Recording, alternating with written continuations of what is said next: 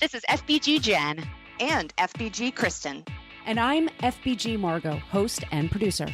You're listening to the podcast that will help you keep a lid on the junk in the trunk and inspire you to live a happy and confident life. Each episode, we chat with motivational experts and celebs and share our own candid adventures in being healthy. If you're looking for a podcast that's equal parts hilarious and enlightening, well then welcome to the Fit Bottomed Girls podcast. Gym bag and workout clothes smelling not so fresh? Well, hey, that's okay, because we've all been there. And we have a great natural solution for you. Inspire Bath's new gym bag spray with natural odor control in a 1-ounce travel size that you can just throw in your bag to freshen up your clothes, your sports equipment, or anything else that just gets a little bit funky post-workout. Get yours now at inspirebath.com. Hello and welcome back to the Fit Bottomed Girls podcast. This is FBG Margot. On the line today, we have FBG Jen. Hello. And we have FBG Kristen. Hey. And Kristen, you and I are the leads in this interview today. It's with Nealy Fischer of The Flexible Chef. Why don't you give everybody a little intro? Sure. Yeah. This was a great, all of our interviews are great, obviously, but she was great because she lives such an interesting life. She splits her time between, Montana, Hong Kong, and Israel. Mm-hmm. And she was in Israel when we talked to her. So I think, if I recall, I believe it was like maybe around happy hour sunset for her and morning for us. So it was just kind of, that adds a little something fun to it. And, despite the fact that sounds very like globetrotting and aspirational, she really came across as, just like a real normal person who faces a lot of the same struggles that we do and works on finding reasonable solutions to them. And I think I remember her calling herself a recovering perfectionist because, she wants everything to be done perfectly, but she also wants things to get done. So I thought that was powerful. That was a good message. I like the part also where she was talking about fixing kitchen flops. Yes. Like, and we've all done them. We've all done the thing where you've added the baking soda when it should have been the powder or whatever. But she talks about like what she's done recently and how she's like overcome some of her kitchen flops. And she also likes to talk about healthified indulgences. So she doesn't think you should deprive yourself, but just do like a healthiest version of a thing. And I wanted to know, do you guys have any kind of favorite healthy indulgences? I indulge all the time. All day, every day. No, I think this is kind of like the shift when I got more into intuitive eating and like not just not dieting, but like really not dieting, like really kind of releasing all the guilt around seeing foods is so like, this is healthy and therefore it's good, and this is not healthy, therefore it's not good, like kind of removing all that because there's so much language there. And actually, I might as well just talk about Tell It Like It Is for a second because it plays really well into that. Kristen and I have been doing a series on Facebook Live, and it's also on Instagram TV that's been these little like short minute videos, and we go over all kinds of stuff like this. But it's Tell It Like It Is. But lately, when it comes to indulgences, why is that so hard for me to say today? But potato chips. Ooh. Yeah, so we're recording. Thank God we're not filming. I'm a little bit of a mess today. No, we're recording when I'm in the second trimester of pregnancy, and the first trimester I ate like such a weird person, like so different than how I would normally. Because I pretty much had I like these dinners and I eat this way and I feel good when I eat this way and that's why I eat all that. But that was completely thrown out the window. So like bags, I was consuming like a bag of Lay's, not just like plus size, but like party size, like the size of a bag of chips that they create for the Super Bowl, like huge ones. That's what I was eating, like a full one of those a week. Wow. Bad about it at all, because it was like the only food that sounded good and then I could keep down, and I was really hungry. So yeah. Boom. And I think if I recall correctly, that's part of what we talked about in this, is that like it's not necessarily about when she's talking about like the healthified indulgences, it's not because like everything you eat should be like super nutritious and you should never have the other things, but it's more about that she has realized that some of the like treats that she really liked didn't leave her feeling great. So she tried to find ways to like maybe incorporate some new nutrition or, change it up a little bit so that she could eat it, enjoy the hell out of it, and still feel the way she liked feeling, after, where she didn't, it didn't make her feel tired. It didn't make her feel, it didn't come with a crash. So, which I like, because if well, that's part of listening to your body, exactly. Like this food really doesn't make, like, that's a part of like intuitive eating and, not living a diet lifestyle that I think people like get confused about sometimes, but that really is a part of it. This food does not make me feel good, therefore I don't want to eat it anymore. Right. Yeah. Right. So Totally. Jen, do you want to talk about stickers? I love stickers. Yeah. So stickers, we have stickers. We have Fit Bottom Girl stickers. They're really cute. They're a logo. They're this really like nice. I think they're like a 3x3 circle. They're great on a water bottle. They're great on a laptop. They're great on a car. They're great on a recycling bin. They're great anywhere you would like to place them. And we have them. So if you want one, just send us an email at podcast@fitbottomgirls, and we're going to hook you up with one. We will mail you one. And then we would love it if when you get it, wherever you stick it, that's funny. Wherever you stick it, we want a photo. You know what I mean? Wherever you decide to place your sticker, and show it off, take a picture and tag us on Instagram, and we'll find a way to share that as well. Yeah. As long as you keep it clean, guys. Yeah, especially since I'm talking about sticking it. Yeah, you can't just stick it anywhere and expect us to share that. I mean, that's true. This is not Snapchat, okay? And all of our social media is at Fit Bottom Girls. And if you leave a review in Apple Podcasts and it's a 5-star review, we will read it on the air. But wherever you get your podcast, please be sure to subscribe. That way you'll never miss an episode. And once again, our email is podcast@fitbottomgirls.com. And I say, let's get into our interview with Nealy Fischer. Remember, this show is sponsored by our fave all-natural deodorant line, Inspire Bath. In fact, for every bottle you purchase, they donate one to help build and empower women and girls at shelters and interim homes. Get yours and help give back at inspirebath.com. Nealy Fischer inspires people to eat well, move more, and ultimately to crave a well-rounded lifestyle. Her journey in the health and wellness industry began more than 2 decades ago when she first learned to cook in her mother's kitchen. Since then, life has been the laboratory where she continues to conduct her experiments. Throughout the years, Nealy has designed and led immersive cooking events, sold out luxury yoga retreats, and women's wellness empowerment programs with renowned health professionals. In 2015, Nealy founded The Flexible Chef, a global lifestyle brand that offers creative solutions to become more confident, savvy, and chef-like in your kitchen and your life.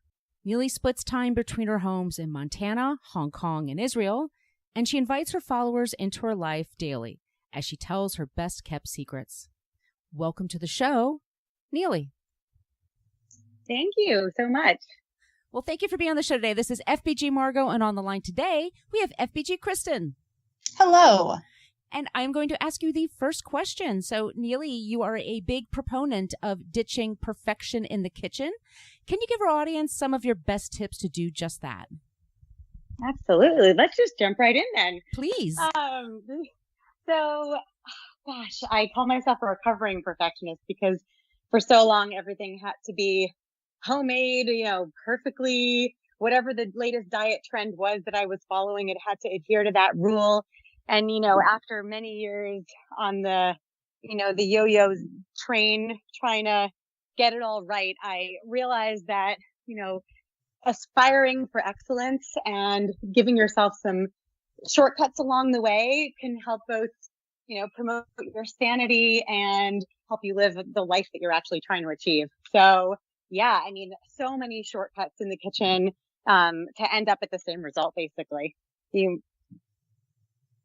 Awesome. One of the other tips that I've heard from you is you talk about fixing your flops, like taking bread that maybe got a little extra crispy and using that for breadcrumbs instead of just tossing it or feeding it to the dog. So, Yeah, right. which, by the way, I was just looking through your Instagram and looking at your dog, and that is a real cute pup. She is. She's getting quite large, and she likes to steal. If we leave any leftovers around, they will sure be gone if we turn around. Yeah, I hear that. So I wondered, like the bread thing definitely spoke to me because I have done that. What are some other flops that you've fixed in the past? Oh my gosh, like who hasn't, burnt the edges of the brownies or underbaked the inside of the bread? Literally just yesterday, I made a cornbread in a pan that was slightly too large, and you follow the directions for however long it takes to bake a certain pan, right? But if you put it in a different pan, sometimes it takes a little longer to bake the inside. So I ended up with the raw middle. And by the way, if that ever happens, you could put it back in the oven, which sounds like stupidly obvious, but actually it's fine. You can put it back in. But actually what I did yesterday is I just sliced it up and it kind of sunk in the middle, but it didn't matter. And I just placed the slices of the cornbread on the baking dish or whatever, popped it back in the oven. I had crispy, cornbread toast. But so many things. I mean, underbaked or overbaked banana bread. I actually have my absolute favorite banana bread in my cookbook that's coming out. And underbaked or overbaked, you could chop it up into a trifle with some, yogurt and berries or something. I mean, baking flops are just the hardest thing, right? That they're just the easiest thing to recast in those ways.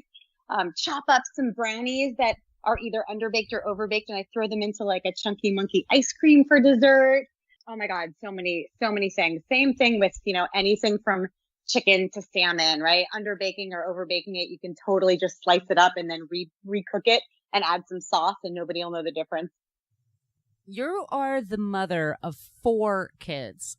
So how on earth do you manage to eat healthy with such a busy family schedule? Because I'm just going to guess you are busy from sun up to sundown. Oh my God, ridiculous. But you know what? But like, who isn't actually? I'd love to take credit for the fact that I'm this like super woman, but come on, so are you. And all of us are so stretched with whether it's our jobs or all of our other responsibilities. And so I feel like, yeah, I mean, sure, adding the mom job on top of it all is a nice little badge, but actually everyone is just so stretched to their limits. And I think for me, it's about really having a reason why it matters so much. Like, it's really, if you don't have a reason why it's important for you to eat healthy or to stay fit or to look good and feel good, then it's so much easier to dive into the cookie jar when the stress hits, or to polish off the rest of the bottle of wine if you're feeling unhappy. And, I think you really have to have an inner motivation as to like why it matters to be healthy, fit, and awesome. For me, I'm my best self when I feel good. And that's what motivates me to wake up in the morning and have, eggs and spinach instead of a donut, which I used to have in my previous years. We just had a donut place open right here, like in our neighborhood over the weekend. And donuts are not really my go-to, but we went and rode our bikes over and had a donut. And I'm like, oh, that's really good. Never in my life, I don't think if I craved a donut, but then I woke up the next day and I'm like, oh, I wish I had a donut. And I was like, oh, that's why I don't do this, is because I get correct. Like, it's really easy to fall into that habit because it was really easy. And yeah, it was pretty delicious, but so is the smoothie that I make every day, Right. That's great. So you also have talked about the importance of being willing to ask for help. And I think a lot of us shy away from that, not necessarily out of pride, but because honestly, like sometimes it just feels like it's going to be more work to tell, our partner or our kids what it is that we need them to do than it would be for us to just do it ourselves and get it over with. So I wonder, with your family, is that something that you battle with, or does everybody know what to do, or how do you handle that? Yeah, it's a great question. And I think it really goes back to the idea of that we just spoke about regarding ditching perfectionism, because the feeling of I'll just do it myself because I could do it better. I mean, this can apply to anything from running your own business, right? To like, how do I delegate well, to teaching your kids healthy values or whatever it is, to getting some help, getting dinner on the table. it's about being okay for it not to be exactly the way you want it to be. Like, ditching the control freak in you. Like, I know how to do it better. And knowing that by delegating, you'll actually long-term be saving yourself time and making your life easier, right? Somebody else sets the table. Maybe the fork is in the wrong place, but then you could actually use that as a teaching example, which I find very inspirational to, be in a position where I could actually, with regards to my kids, I can use the setting the table as an example to show them the right way to set the table, and you teach it to them once or twice. And then, wow, you've got yourself a professional table setter, right? You can congratulate yourself on being a teacher in those moments. You divide your time between, I can't believe this sounds incredible to me, but between Montana, Hong Kong, and Israel. So can you give us an idea? What are your favorite foods and ingredients based in those regions? So this might not be the answer you are looking for, because it's not like sexy and exciting, but I feel like the food that I consume is not at all related to the place that I'm in, nor are any of the choices that I make dependent on or influenced by necessarily the place I'm in. And I think it's really a nice thing to consider having a certain, whatever it is, routine or habitual thing that you do, that no matter where you are, because travel and being on different continents and stuff could be enormously stressful. And so by taking the stress away and being like, okay, this is what I eat every morning for breakfast. Like, every continent has eggs, hopefully organic, but if they don't, I'll survive, right? They all sell vegetables in the morning. And so I have eggs and vegetables for breakfast wherever I am. And then it kind of eliminates the stress factor of like, oh my God, what am I going to have? Same thing going out for dinner. It's like, tonight, for dinner, I'm going to have whatever, protein and vegetables. And you can kind of get that anywhere. And it really helps with kind of maintaining a normal routine despite the chaos. So, well, but I did see that you were on the hunt for the best halloumi. And so I'm curious, have you found it yet? Because I read that and my mouth started watering. Do you want to hear something so crazy? So the thing about halloumi is that I'm so not like a chef connoisseur halloumi person. So if anyone's out there listening who knows more about halloumi than me, I'm really sorry. But my experience with halloumi is that you can pan fry it, with some spray or whatever in a pan, and it holds its form, right? Yeah. So it's kind of like tofu, I guess, but way better. Oh yeah. So I just bought this halloumi that melted, and I was like, oh, really? This is very wrong. Yes, it melted. Actually, speaking about fixing your flock, the whole thing melted into a pan of cheese. And I actually ended up chopping it up and just sprinkling on top of the salad anyway. I was like, I'm not going to let this melted situation bring me down. But, right? Local, beautiful, fresh is always the best. Clearly mine was so fresh that it melted, but, I can't say I have a favorite brand. I just love that cheese. Oh, that's awesome. Okay. So I also need to ask, this has nothing to do with food or cooking, but I'm just like Margot, I'm really interested in in how you're based in just such varied parts of the world. Like, does one area feel more like home? And I feel like our listeners would really love to hear a little bit about the logistics and, maybe some of the surprising aspects of splitting your time amongst all these different places. Yeah. Thanks for asking. And in all raw honesty, I'm for the first time going through a little bit of a hard time with the logistics and actually in a good way, because I think change and growth can only happen when you're challenged. So if my answer was oh, it's such a breeze, this is how it's done, little whip of this and a splash of that and life gets set up. But actually, you know what? It's often a challenge. And I think the question of home, without getting too deep and weepy here, the question of where is home is really important. And, especially when you're raising kids, it's well, where am I and where's the base? And I think it's not an easy thing. The way that I deal with it logistically is, and I always say, my brand is called The Flexible Chef, and it's all about flexibility. But I always say that the surprising backbone of flexibility is actually the complete opposite.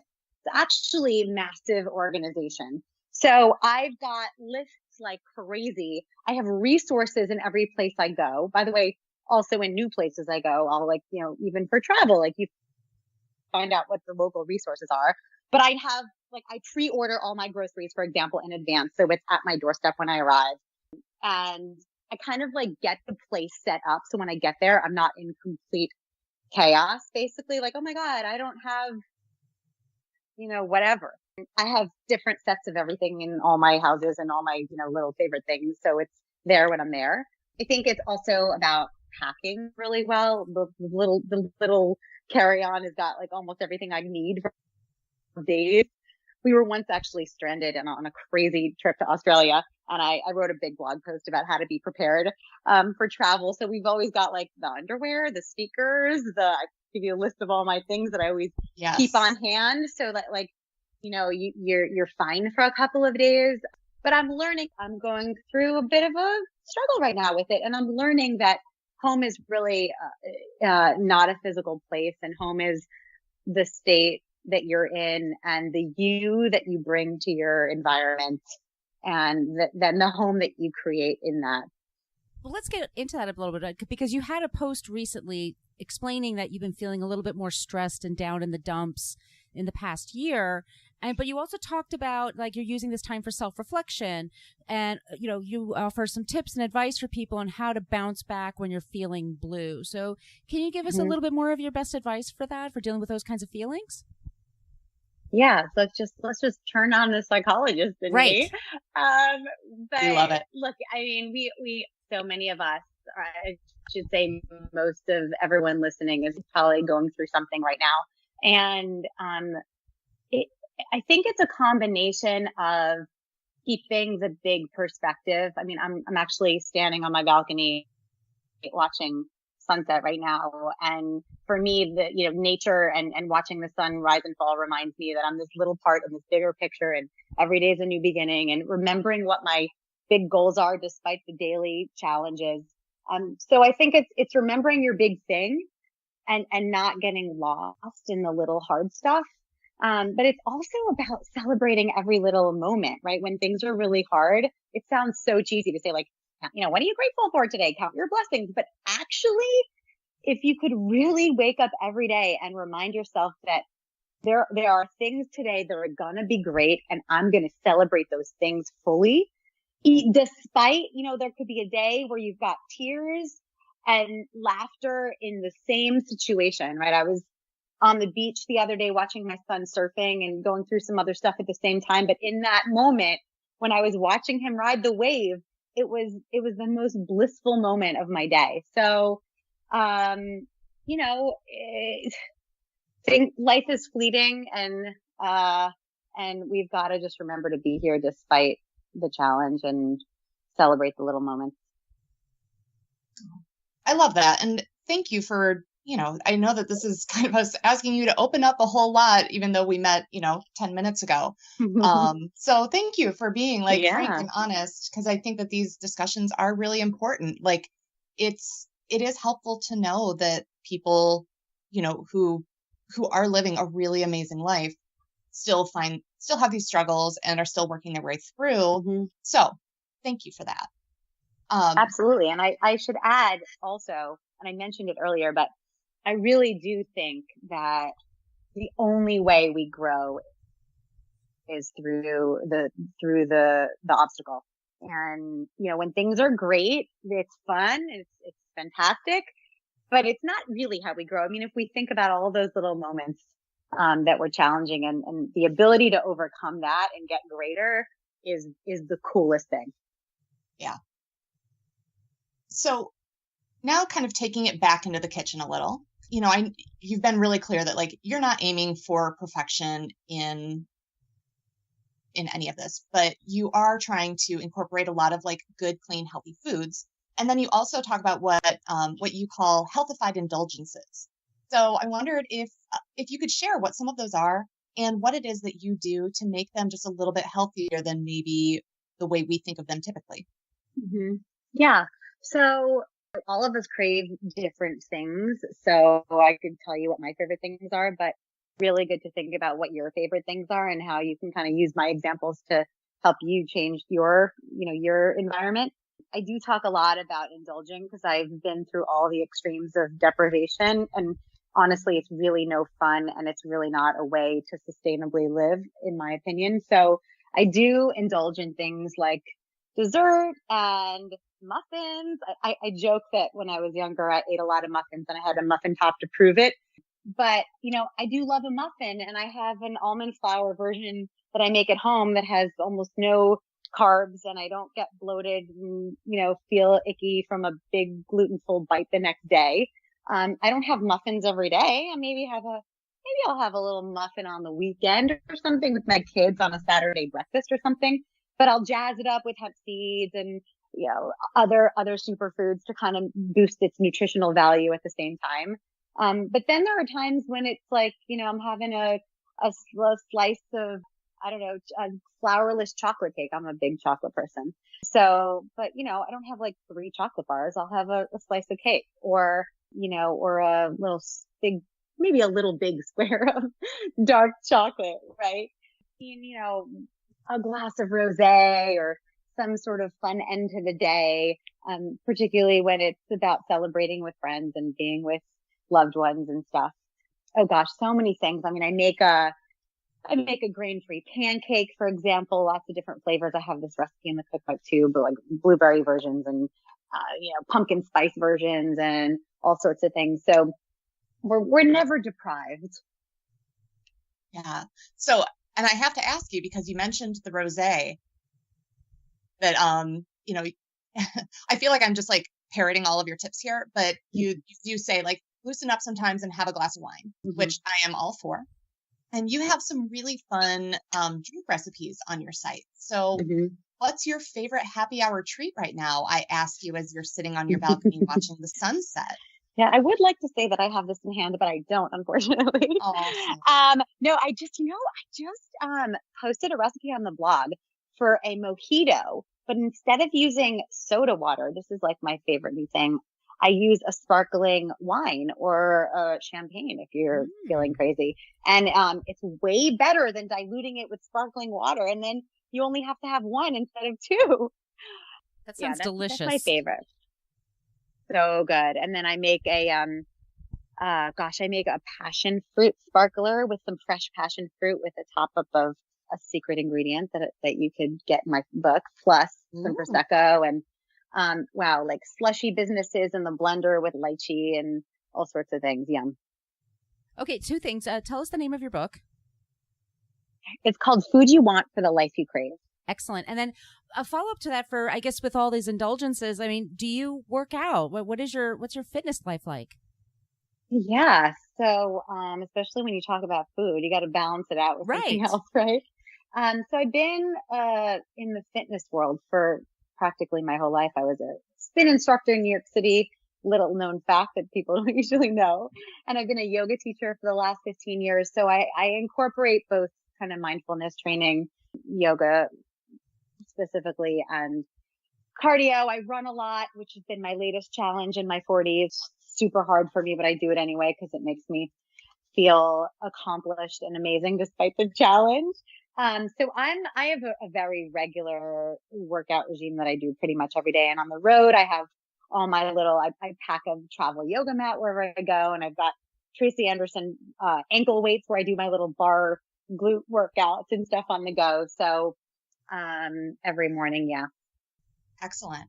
So, all right. So we talked a little bit about the book. What else should people know about it? Ooh, okay, it's coming out on April 30th. It's actually, as of like the 2nd, available for pre-order where all books are sold, Amazon, Barnes & Noble, online, etc. And it's been my life's project. It's all about how to flexibly adapt any recipe to fit your life. The food is all the kind of food you want, as the title suggests, for the life that you want to live, which is delicious, amazing, without compromising on flavor, but yet the food that doesn't make you feel heavy, bloated, fat, and horrible. And so, it's everything from party foods to salads and appetizers and mains and desserts and drinks and everything in between. And every recipe is customizable and interchangeable. And I give tips for substituting ingredients on any continent. And so there's options for everybody. So what's up next for you besides the book? It's funny. Someone just recently asked me that. And Ariana Huffington famously quotes that you can do it all, but not all at once. And that's been a lesson that I've had to learn the hard way, trying to juggle everything. And honestly, this year is all about the book. I'm actually secretly writing another one, but yes, it's all about the book. And for now, that's what's going on. And can you tell our audience where they can find you on social media? Yes, I'm on Instagram at The Flexible Chef and on Facebook, Flexible Chef. And my website is theflexiblechef.com. I like the consistency. Yes, we love that. It makes it so much easier to remember. Yes. Do you have any more questions for her, Kristen? I mean, like 1,000. Right. But I'm gonna hold off because if Nealy has another secret second book coming, then I have a feeling maybe we'll have her back on the show at some point in the not too terribly distant future. I love that idea. Okay, so Nealy, are you ready for the last question? Yes. We ask this of everybody that appears in the show. So, Nealy, what was the last song you listened to before you did this podcast interview? Oh, my God. Right? Holy cow. Oh, my God. This is terrible. I think I might have. Terrible. You know what? I was on my Stairmaster, and it must have been one of these, like, Ellie Goulding songs, like, Still Falling for You or something at the end of my workout. That's great. That's so embarrassing. Yeah, we have gotten every answer you can imagine. There's nothing embarrassing anymore. Yeah. And also, I'm pretty sure that's on my playlist. So I'm just gonna go ahead and say it's a good answer. All right. Well, thank you so much for being on the show today. It was really fun talking to you. I wish I could be there on that balcony seeing what you're seeing. Oh, well, we'll have to meet in person and sip some rosé together. Absolutely. Love this show? Tell us why in a 5-star review on iTunes and we'll read it on the air. Also, make sure you are a subscriber. If you want to reach out to say hi or have a question about a recent episode, yay, well, feel free to email us at podcast@fitbottomgirls.com. And if this podcast jives perfectly with your brand, consider sponsoring the show. Get more info by emailing advertising@fitbottomgirls.com. Find all kinds of Fit Bottom goodness online and on social media at Fit Bottom Girls, Fit Bottom Mamas, Fit Bottom Eats, and Fit Bottom Zen. And if books and movies are your thing, check out the other podcast I co-host called Book versus Movie, which you can find anywhere where you search for podcasts. Thanks for listening.